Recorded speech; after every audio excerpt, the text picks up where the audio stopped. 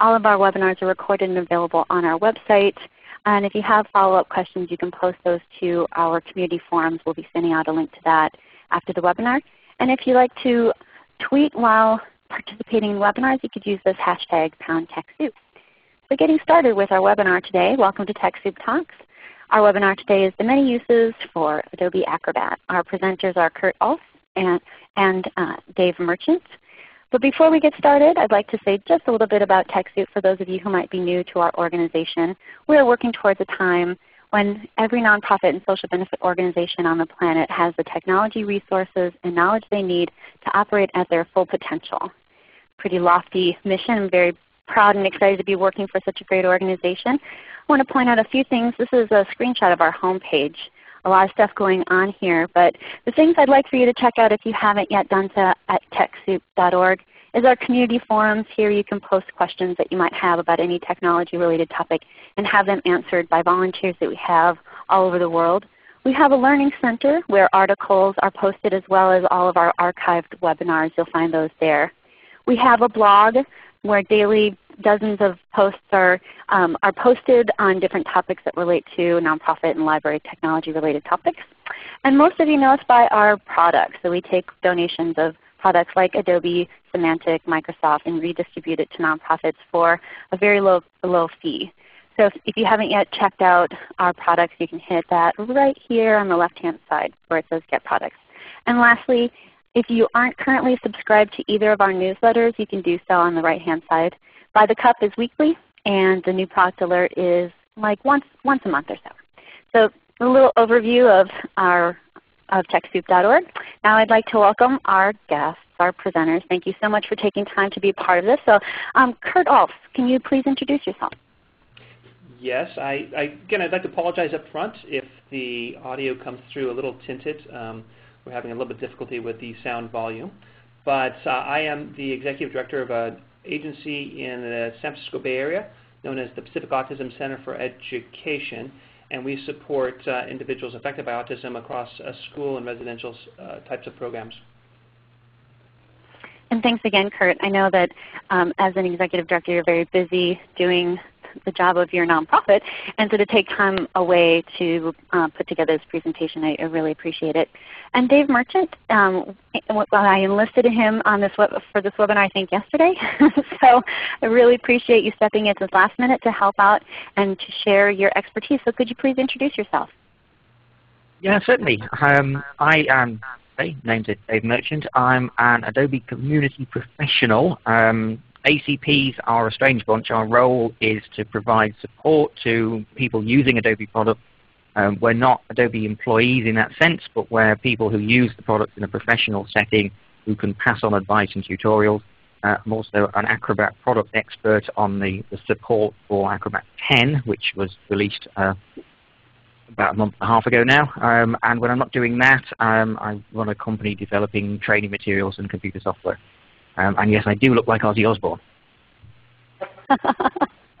We were making that joke earlier, I have to admit. Okay, many people do. And also, so I'm going to move back to the slide. I want to introduce myself, Cami Griffiths from TechSoup. I've been here for about 4 years, doing the webinar program since it started over 2 years ago. And we've done close to or over 90 webinars now that are all recorded and available on our site. So really thankful to have this opportunity to share information with you guys, and also Elliot Harmon, who's answering chat questions and can help you guys out, and hopefully helping with the facilitate the chat questions. So thanks everyone, and the agenda. So for the next 55 minutes, we'll be going through the different document types that the PDF has. We'll talk a little bit about Acrobat 10, the different ways for printing PDFs, merging and bookmarking, form creation, which I know many of you are interested in learning about. How do you optimize PDFs so that the file sizes aren't so large? And security and signatures, so maybe some aspects of Adobe or Acrobat that you're not currently aware of. And some additional document workflow. I will then wrap it up at the end talking about, or hopefully my coworker Cameron Jones will tell you a little bit about the Adobe donation program. And we'll have about 15 minutes for Q&A. Before we get started, I'd like to do a quick poll. So please select one of these options. I apologize if there isn't one here that fits you. But pick the one that fits you the best. What is your level of experience using Adobe Acrobat? And I know for me, I took a class in Acrobat like 10 or 15 years ago and was just blown away by its capabilities then. So it's exciting to see how far it's come. So I'm going to skip to results, and you can continue to put in your answers. So we've got most everyone's creating them. I would suspect you're reading them as well, and very few of you are using it in its the more advanced hauling data into a database. So we'll talk not so much about the advanced features and more about the design and some of the more intermediate level tools related to Acrobat. So thank you so much. Oh, I guess you guys couldn't see that on your end. So here's the chart. Thanks for submitting your answers. So what we're going to do is get started with this presentation. And so Kurt, can you tell us some of the difference between Reader, Acrobat Standard, and Acrobat Pro? Absolutely. I think before we get started on that, one of the things I would like to say is really my objective with this conference call is that people can walk away from this call with a better understanding of what they can do with Acrobat beyond just creating a PDF file. So hopefully by the end you can identify with something a little bit more that this provides. And I can tell you off the bat that a lot of the features, some of the most remarkable features of Acrobat are actually very easy to implement. So to the specific question with regards to the different versions of Acrobat, most everyone is familiar with Acrobat Reader 10, or Acrobat Reader, the version that actually is free and allows people to actually read documents. The Acrobat 10 Standard is an opportunity to allow people to save PDFs in a more general format by creating a distiller application or an inline plugin to allow you to use your PDF as almost like a virtual printer to some degree. And Acrobat 10 Pro really unleashes the full potential of Acrobat in terms of creation to build in forms and other structures at a much higher level. And we'll talk a little bit more about that as we go along. As you'll see, there's a link on the bottom too that gives you a much more in-depth breakdown of those three products. So I Dave, did you have anything you'd like to add? Anything to add on that? No, covered it quite well. I mean, effectively, the main difference between Standard and Pro is in the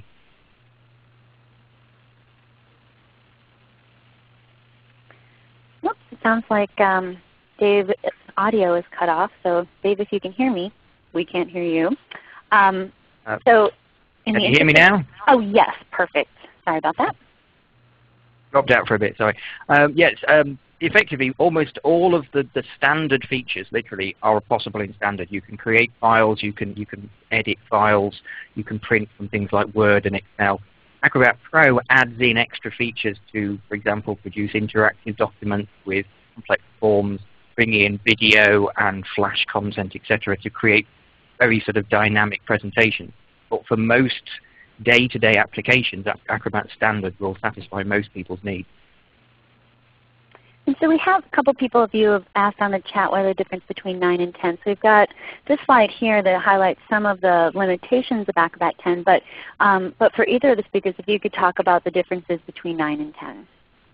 I will defer that question to Dave. Okay, great. Yeah, the current version of Acrobat is Acrobat 10. It was officially launched middle of October this year. We've improved a number of features between Acrobat 9 and Acrobat 10. For example, things like support for Office 2010 is now available in Acrobat 10. We still support Acrobat 9 at Adobe, and all Adobe products have support for at least 5 years. So if you're still using 9, you'll still be able to get support and updates and patches, etc. But all of the new features that are being worked on now are going into Acrobat 10, and it's something we're trying to make as easy as possible. So the user interface for 10 has been designed with streamlined toolbars, a lot easier to find commonly used features, and it's been optimized for use on smaller devices like netbooks. Great. And Kurt, did you have anything you wanted to add to this slide? No, I don't. But I can go on to the next slide. Great. So we're going to now talk about what are the capabilities available for creating static PDF files. Yeah, one of the real quick point about Acrobat, the Reader, is that one of the big frustrations that a lot of people have is when they get a particular dynamic form and they want to save it. There is the functionality within Acrobat Pro that allows you to enable an individual to save it, but oftentimes this is overlooked, and people that do enter form submission only have the capability of printing a hard copy rather than saving it and forwarding it through. Dave, I think we'll go into a little bit more on the flexibility of document creation and distribution when we get a little bit further into the conversation about workflow management of the documents. But for the most part, most everyone is familiar, at least it seemed from the poll, from being able to create a PDF. The distinction with this slide that I wanted to highlight is that the average user actually just uses the PDF to create as a virtual printer, to print to a file rather than to print out to their printer. There is a distinct advantage if you end up using the actual plugin that comes with the Microsoft Office suite, where it maintains and conserves a lot of the tags and some of the additional features. So as you go forward, it's probably best just to recommend that you encourage the people that are using PDF to first try use the plugin in any application that supports it versus the straightforward printer option, which is generally available for everything else. Ultimately, at the end of the day, you get yourself a PDF file output, which is the basic implementation of PDF. Part of the conversation was that we were talking about was how we actually use PDF to enhance our development here at PACE. And one of the things that I was going to talk about briefly is the creation. We work for a lot of government agencies, and so there's a lot of documents that are provided on static PDFs that don't have a lot of dynamic format, or they're hard-written formats that are legacy from many years past. So one of the things that we've been able to do is to scan in documents or utilize PDF documents and convert them to form-based documents to allow all of our staff to readily use dynamic documents in the format. In many cases, when you're talking about government documents, a lot of the data is just redundant. It's the client type of information. And if you have to do these by hand over and over, you're doing a lot of additional work, and oftentimes you're missing steps along the way. So PDF has been a tremendous opportunity to improve efficiency within our organization through the development of and creation of forms. We actually did produce a lot of forms that are instrumental in the education market space that a lot of our colleagues in the nonprofit agency have taken and developed as well. So that's a pretty exciting aspect. If we go to the next slide, what I will talk about, which I think is probably one of the single best features that we've used for Acrobat, is something very simple, and that's the ability to blend multiple PDF documents into a bookmark or a binder. In a sense, the folks up the road from here at Adobe in San Jose want to developed an application that is really just a metaphor for what you can possibly do with regular paper. So if you put a document in front of you and you just think about all of the things that you can do with that document, from shredding it to putting a post-it notes or other things, virtually anything that you can do is capable in Adobe Acrobat. And what the bookmark feature is essentially taking multiple documents and concatenating them together to create a binder, a virtual binder. And you can actually go in and delete and add additional components at any point in time. We've done this in one particular case where we have an annual compliance for our agency. This has historically been done with paper documents that can amount to something as thick as 3 to 4 inches.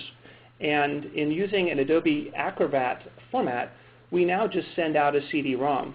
and we encrypt the data to make it protected for HIPAA compliance. But at the end of the day, the person reviewing this can review it a lot faster than if they were going to go through a stack of documents that are presented by hard copy. And in fact, when we do compliance testing or compliance rating for the agency, our results come back in about 2 weeks. Our colleagues in the field generally have to wait 2 to 4 months. So it's a pretty exciting feature that's really easy to use within Acrobat, and it's just the bookmarking feature that allows you to concatenate and pull multiple documents together. Dave, did you have anything you wanted to add? Yeah, I suppose the important thing to say is that when you're bringing documents together in Acrobat, you're not limited to just taking PDF files and combining them together. Acrobat can read and convert a whole range of different file formats: Word documents, spreadsheets, text files. We can even read web pages and download a copy and turn that into a PDF. So when you're combining content together, you can either include the original copy. So if you want to send someone a spreadsheet but they haven't got Excel, you can convert that into a PDF, send it to them, they can comment on the data. You can then bring those comments back and export them back into Excel or Word and work on the original document. So as well as a way of combining files together, it's also a way of sharing data with people who don't have the same applications that you've got. You can send them a virtual version that they can work on and then take the comments and bring those back into your original document. I also wanted to point out the OCR option of Acrobat, so Optical Character Reader. That's the tool that I use the most, and it saved me a ton of time when we were pulling together printed out material and wanting to scan it and make it into some text. And the quality of the materials we made were far greater than just something that had been photocopied 18 times. So I don't know if Dave, you could say a little bit more about OCR? Yeah, I mean, the arrangement for OCR in Acrobat 10 are probably, and I'm saying this with an Adobe hat on a little bit, probably the best OCR features available in software at the moment. We've worked extremely hard on getting the OCR system to be as accurate as possible and to cope with very, very bad versions. We can take a fact that's been refaxed 3 or 4 times and we can pull out almost all of the text. And one of the advantages of taking a scanned document and OCRing it is that you then have almost the editable file back again. One common example we find is if people send you a table of data with hundreds of entries on, like an attendance list with phone numbers, and you want to get that into Excel, it's a nightmare to sit there and type them all back in. If you scan that into PDF and apply optical character recognition, you can then export that into an Excel spreadsheet. And give or take the occasional dot and comma, you'll get that table as a workable, editable file, even though you started with just a paper copy. So it's a great way of taking existing hard copy documents and archiving them in a format which is more useful than the original paper copy, and is also a little bit easier to work with because, in theory, PDF files are a lot longer lived than piles of paper sitting in the basement. I don't want to cut you off because it's really choppy at the moment. So I'm going to move on. I don't know if it'll get better, but I'm going to move on to the next question. So Adobe or Acrobat Professional allows you to create dynamic PDF files that allow you to create forms and collect information. So Kurt, can you tell us how your organization is using forms? Absolutely, and it was a bit of a carryover from my earlier conversation with regards to the use of forms. We basically run through a lot of forms in a government agency, essentially. We operate through the California Department of Education and Developmental Services, and as you can imagine, there's probably on the order of about 76 different unique forms that we use for residential programs alone. And management of all those forms has been much more efficient and controllable with the use of Adobe in converting those forms through scanned PDF, adding in the fields, and forwarding them forward.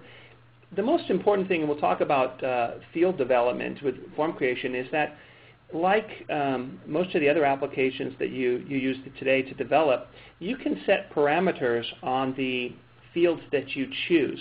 So you can set size, length, types of value drop-downs, and really streamline the process to make sure that the audience that's using the form can stay kind of within the bounds of the type of information that you want, particularly if that particular form requires that certain fields absolutely have to be sent in. The Adobe Acrobat platform will allow you to set those parameters. There's a lot of interesting features in the fields that can help to create just a very general form or a very specific purpose form to get, of course, purposeful and meaningful information back when you do that. Because nothing's more challenging than to only get partial information on a form and have to go back and forth to the different independent parties until you've got all the form information that you need. So we've been very successful in taking forms and utilizing them for a workflow process within our organization. And the form creation was relatively easy. As Dave had mentioned, the Adobe is really well integrated into the Microsoft Office suites. Again, I'll highlight the fact that Adobe 10 is designed for use with 2010. But both input in terms of creation a Word document or Excel document into a PDF and also exporting back out. As Dave had mentioned, it was a little choppy earlier, but being able to OCR a document and send it back is really been pretty important for us to pull in data that comes in a variety of different sources and consolidate it into a PDF bookmark for future use and archival. We'll also talk a little bit later about some of the additional features that are bound within encryption and other areas that further enhance the capability of the Acrobat product. So let's see, Dave, if your audio is any better, if you had anything you wanted to add to this section on forms. Well, Crystal, can you hear me? Am I coming through any better? A little bit better. A little bit better, right. I'll talk slowly. Yeah, the main thing, obviously, with PDF forms is that you get to control how the data is returned. There are many options. Obviously, if you send out a form to 20 people, some are going to print it out and fax it. Some are going to fill in the form and email the original PDF back. Others are going to submit the data by email. One advantage of Acrobat is you can collate all of those together in Acrobat and produce spreadsheets of all of your responses, even if they're coming in from different routes via email or via websites or servers. So it gives you an opportunity to allow your recipients to do whatever they want with the document, providing they send you a response. And then you can put the data together without necessarily having to force them to follow a particular workflow. And I see many questions coming up about forms, so we're going to hold those for the Q&A so we can get to the majority of the content here. I want to move on to a common mistake that's made when using form functions is sending really large files because it contains some data or some unnecessary information. So if you, Kurt, could tell us about the optimization feature built into Acrobat and how it can be used to compress file sizes. Right. To add, the forms have wonderful versatility and in terms of doing more with a dynamic PDF. However, they can also be very heavy. They can be as much as 2.5 megabytes or greater. So you want to be careful, even in today with broadband, it can still take some time to download emails. I'm sure we've all been there. We've waited for an email to come in with a large attachment of 2.5 or 5 megabytes. So it's important to go back to determining, to illustrate the difference between a dynamic form that allows you to edit and a static form that doesn't allow you to edit. And the importance of that is the difference in file size can be as much as 20 times. That 2.5 megabyte file that I was describing earlier compresses down to 100K when you actually create a flat PDF for it. The important thing about a flat PDF, again, is that it cannot be altered. So if you're in a place where you want to make sure that your that your data goes out and it is secured, at least in some regards, from being edited later on, you'll want to make sure that you flatten those and print them out to a PDF file rather than send along the form-based version, which somebody can then alter through the process, if in fact that's not your intent. But the one thing that PDF has gotten very good with over the generations has been allowing individuals the ability to optimize the file size to get them very, very small. And a lot of times what that optimization is related to is embedded pictures and graphics. So if you go into the function in the pull-down menu within PDF, to PDF optimization, you'll get a field similar to the one that you've shown here that allows you to go through and compress the files in terms of the quality to get down to some more manageable files, particularly if you're going to a broader distribution of people that may still be on dial-up modems or have real capacity constraints. And Dave, did you want to add anything to optimization? I suppose the one thing to mention is that as well as optimizing the file to reduce it to the smallest size possible, the other thing that Acrobat can do, and we've made a great deal easier in Acrobat 10, is redaction and the process of making sure that you remove all of the hidden data that you don't want people to see. And the process of redaction and sanitizing documents is something which is extremely important for legal filings, court documents, etc. It's something which people have been caught out with in the past, where they've sent someone a Word document and there's been a hidden comment and someone's unhidden it. So Acrobat is very good at finding all this hidden data that isn't necessary and removing it from the file before you distribute it. Excellent. So we're going to move on to talking about Acrobat has some interesting security features.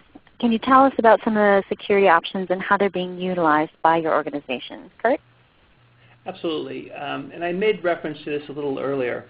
One of the things that we deal with is a lot of confidential information that involves the clients that we serve and the students that we serve. And so it gets, it's very sensitive information when sending it out digitally. In our particular case, when we go to do our annual compliance, we actually use the PDF and a bookmark binder to allow us to pull all the relevant documents into a single set, burn it to a CD-ROM or a DVD-ROM, and send it up to the regulatory agency. But we do that coupled with an appropriate encryption around the document so that their access is limited to somebody that obviously knows the security passcodes.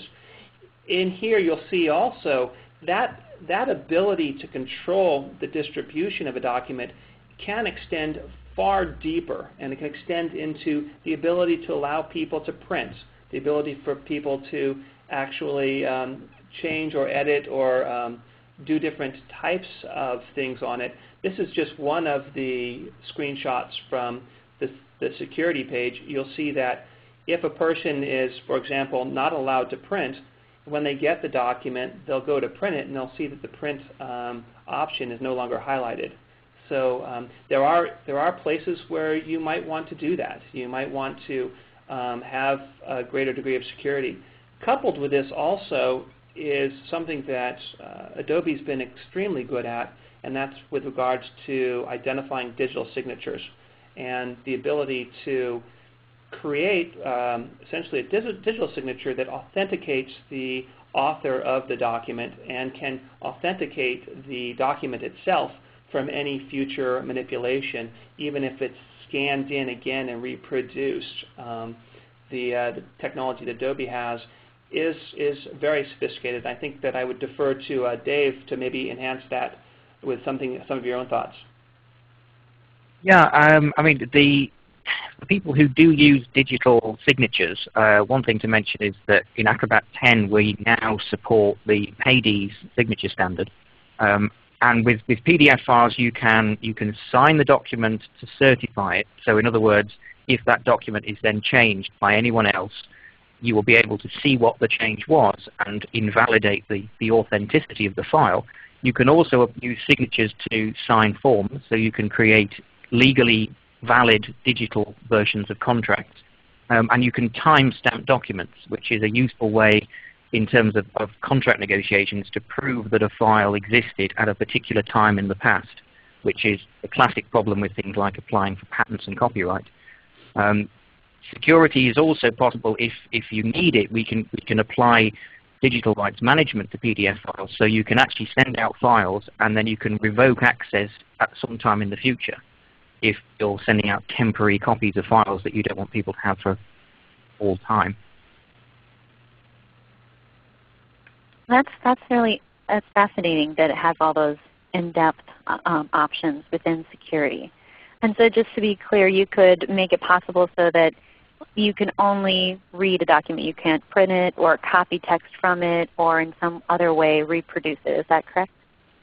Yes, yes. On the screenshot at the moment, you can see the various options which you can set through permissions, and you can set any of these in combination. And you have some quite fine controls. So, for example, you can decide if someone can print a document, and if they're allowed to print it, whether they can print it at full resolution or only a low resolution copy. So if you're including complex diagrams and you don't necessarily want people to be able to borrow them for their own use, you can allow them to print out working copies, but without being able to extract the original material.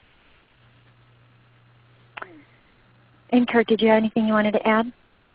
I think with anything, I think it's pretty important that if you do encrypt something in a password protection and you get rid of the original, that you remember what that password is. It can get difficult to open up the application in the future. That's a really good point. Well, let's move on. It's certainly the case that the document open security that we apply to PDFs, so if you password protect it so that they have to put a password in before they can open the file, we use government level encryption. So we are confident that no one has ever managed to open a PDF file with a password without knowing the password. You do need to remember the password. Well, moving on to other options within Acrobat. So using Acrobat can save paper. We've kind of talked about how you can print to a PDF as opposed to printing it out through your printer, since many files only need to be viewed and not necessarily printed. Can you share how you've saved paper and time with some of the functionality built into Acrobat? Kurt? Yeah, I think as we start to get into the conversation about workflow and the management of documents, that's where the whole potential of Acrobat really comes alive from your ability. Again, as we said before, if you think of the metaphor of just what you do with a paper, being able to send it around to colleagues for their review, and then, of course, pulling it back in and archiving it in digital format. I personally just got rid of one of our bookshelves and a filing cabinet because now everything is stored digitally in a small hard drive. Again, I would encourage everybody, if you're going to do that, to make sure that you understand storage backup, so you have an off-site backup of your data files, because just like paper, your hard drive can go bad and you can lose a lot of your very important documents. But here's an example of, on the slide in front of us, just some of the simple features, again, thinking about what we do ordinarily with documents. I'm sure that many people out there right now have documents on their desk with sticky notes attached to them or with red lines through text. I get a number of documents that come through every day with these Sign Here tabs. And as we go into some of the more sophisticated components, you can even add audio notes to markups.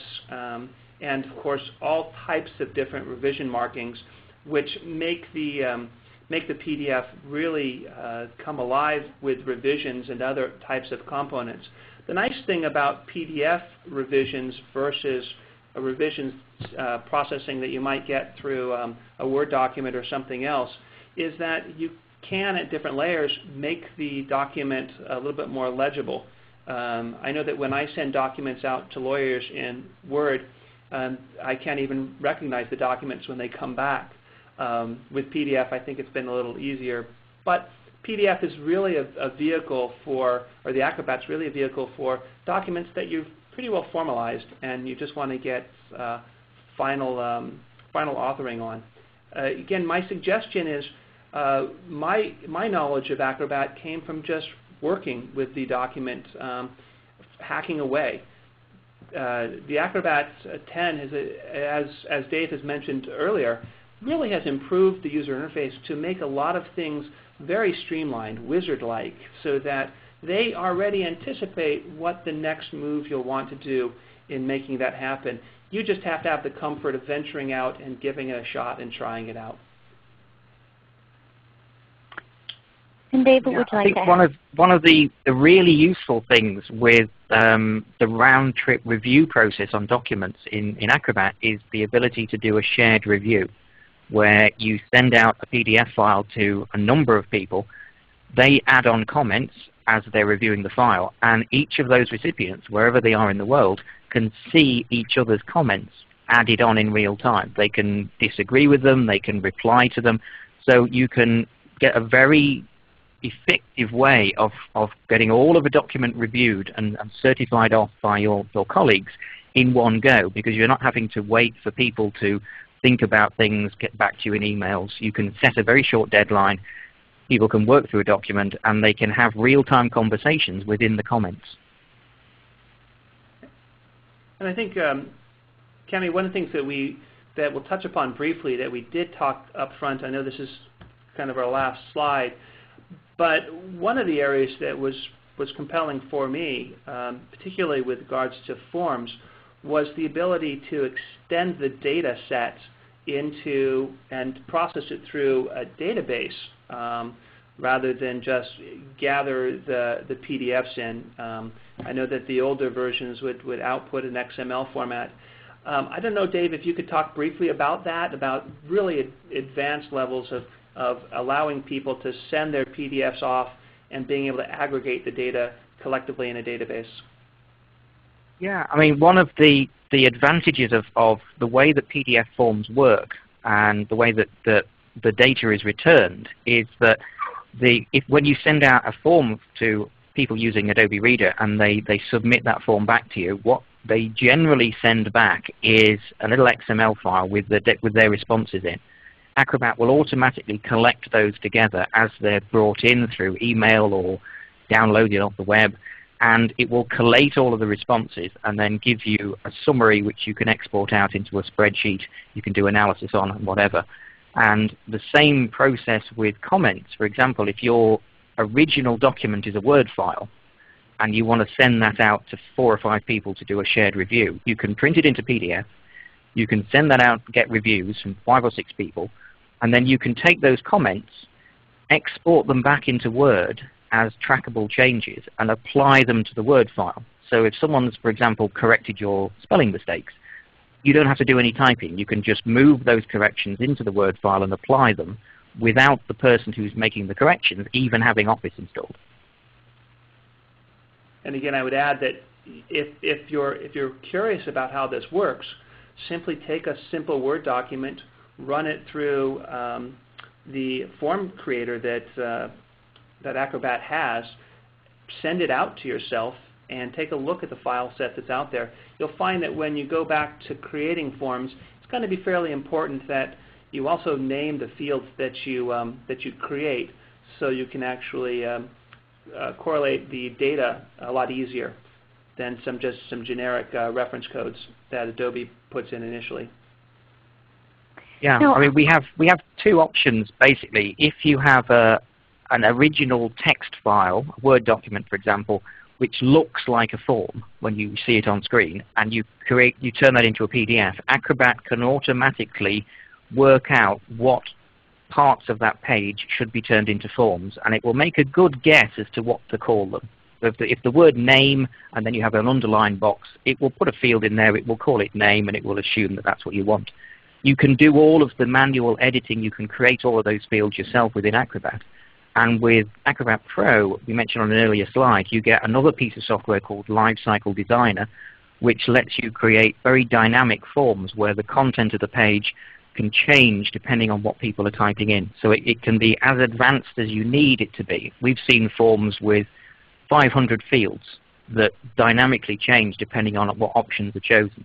But many people will just use it for a simple RSVP message, and it works just as well in that as well. And Cami, I would interrupt that. One of the things that I do see a lot of the questions on the chat about are different versions of Acrobat. I've been working, and I'm sure Dave has as well, been working with Acrobat since the 5 version on up. And with each increasing version, the one area that I would say is the big leap in improvement is the user interface, and especially when it relates to form development. This lifecycle product they have now makes form creation considerably easier than other versions in the past. But there are some issues relative to backward compatibility on some of the versions. I don't know, Dave, if you've got a quick answer to that? Yeah, I mean, one of the things that we've changed, and I'm just typing with another finger, in version 10 is the way that each of the 3 software products is allowed to do things. When we first started out way back, Acrobat Pro did all of the complicated stuff like activating dynamic forms. Acrobat Standard was basically just a printer, and Reader just read. With version 10, we've included commenting in Reader for the first time. So any PDF file, providing it's not got security, you can comment and save those comments using the free Reader. You have a sticky note tool and a highlighter tool on all the time. You can create forms, you can distribute forms, and you can Reader enable them in Acrobat Standard. And Acrobat Pro handles all the dynamic forms and the lifecycle Reader extended forms. But almost all of the general purpose work that you need to do with forms, you can do with Acrobat Standard. Great, thank you for clarifying. And we need to move on, but I wanted to share or have Kurt share a story about, this isn't related to the forms, but related to how it can save paper and time. Kurt, if you wouldn't mind sharing the story about the woman and her typewriter. Well, that was a story we said. I actually have an administrator in our office who still possesses a typewriter, one of those old typewriters, you know, the ones that have the clunky keys, and she was using that primarily to type in old forms. And more recently, within the last year, I introduced her to the concept of scanning in, and the Acrobat has a built-in typewriter-like function. So essentially, again, people at Adobe said, hey, we've got people still out there with this kind of process methodology that says, I've got to typewrite these forms in, and this allowed her to virtually create her own typewriter, which solved that problem relatively easy for me, because now I have all sorts of PDF documents with the typewriter function in it, but it's perfectly fine for me. Great, thank you so much. I'm going to move on now to share some information about the TechSoup donation program. We have Cameron Jones from TechSoup Global, my coworker, on the line. So Cameron, are you there? Yes, I am. Great, welcome. So thank you. Can you share some information about our offerings? Sure. So TechSoup, we manage the Adobe donation program to the nonprofit sector. And we have 3 donation programs in which you can find Adobe products. There's the main Adobe donation program, through which we have just launched the Acrobat X Pro product, and largely the eligibility for that is around arts and culture organizations, youth development, community centers, disaster preparedness, anything related to poverty prevention, which includes some sort of health services and conservation and environment. The admin fee for that product is $45. And then we have also Acrobat 9 Pro Windows and Mac versions. They will soon be launched in the Adobe Special Donation Program, which is a program we have to distribute aged product for Adobe to nonprofits who don't need or want the most recent version of their products. And that has not launched yet, but will launch soon. And then we have some older version, Acrobat 8 Mac only, in the TechSoup Limited program. And both the Special Donation and the TechSoup Limited program have much wider eligibility criteria, so a more diverse set of organization types can access those products.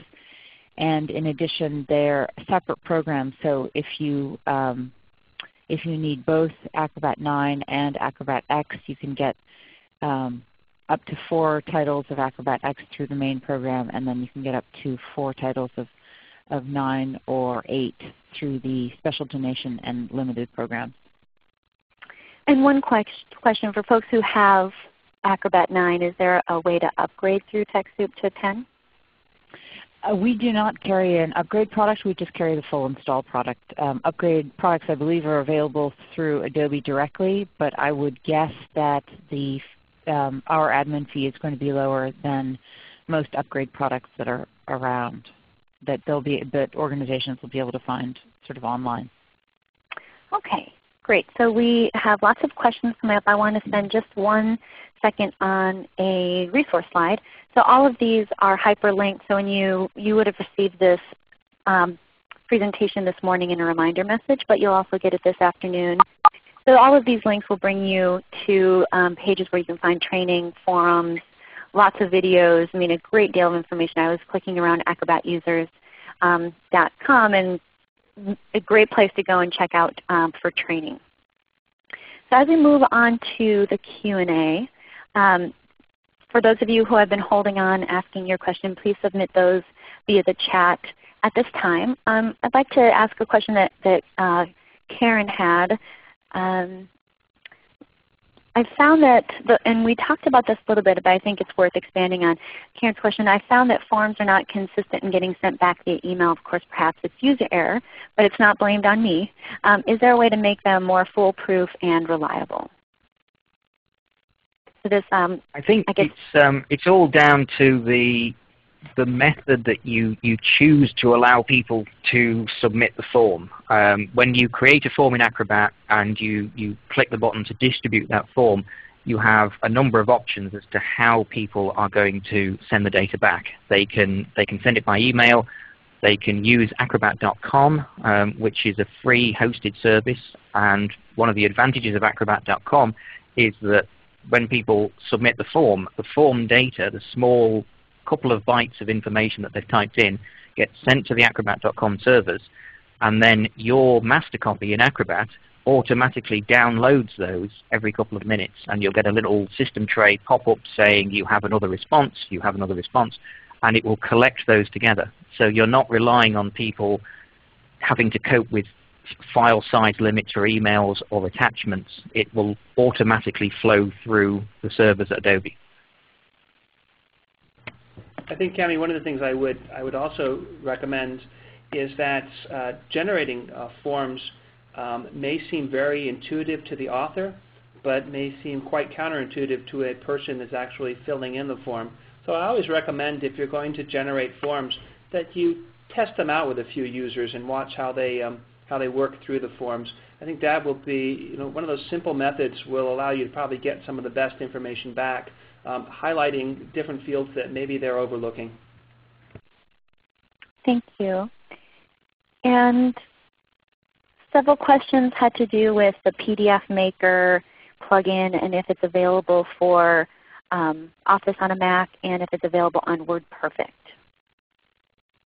Yeah, the WordPerfect, the simple answer is no, unfortunately. The PDF Maker plugin, the compatibility for it, we actually have on the links page. There's a list of the matrix which shows what it's compatible with. It's designed for Microsoft Office, and it will also work with Visio and Project, etc., and AutoCAD. It supports Lotus Notes for archiving emails, but unfortunately it doesn't support other Office products like OpenOffice, WordPerfect, etc. But once you have Acrobat installed from any of those other products, you still have access to the PDF virtual printer called Distiller, so you can still create your PDF files. But what you can't do if you're using those other software products is send out the structure of the file. So it won't necessarily recognize that a paragraph is a paragraph and a heading is a heading. So if you need accessible files for screen readers, then we recommend that you use programs that support plugins such as Word. I'm not sure if this So do users need anything special to fill out the forms once they're sent out, and if they want to be able to save them and send them back? No. Once a form has been created, then anybody using the free Reader software or Acrobat can fill in the form. When you create a, yes, no, I'm not Ozzy Osbourne, but I come from the same area of the UK. If you create a PDF form, one of the things that you need to do when you save that form from Acrobat is enable what we call extended rights, and that allows people with the free Reader to save a copy of the form with their data filled in. Now, if all they're going to do is fill in those fields and submit the data back to you or print it out, you don't need to bother with that. But if you want them to be able to keep an electronic copy with those fields filled in, you simply need to save it out with the box ticked in Acrobat to enable these rights. There is a limit per document of 500 responses with Acrobat. Most people never get that far, but if you do, then we have an enterprise system called Lifecycle, which has unlimited numbers of responses. But certainly the people supplying those documents need Acrobat. The people filling in the forms just need the free Reader. And this question sounds like it might be similar. Greg's question, when I'm using PDF forms, for example, an expense voucher, what happens if I fill out multiple vouchers? Does each voucher create a separate file, or will multiple fill-in vouchers be stored in one file? The responses that are returned to the form author will show multiple identical return values from the same person. So if you've got Greg filling in 5 different responses, there will simply be 5 entries in the resulting table of data, all from him. They may all be the same. So you can sort that out amongst yourselves with a phone call.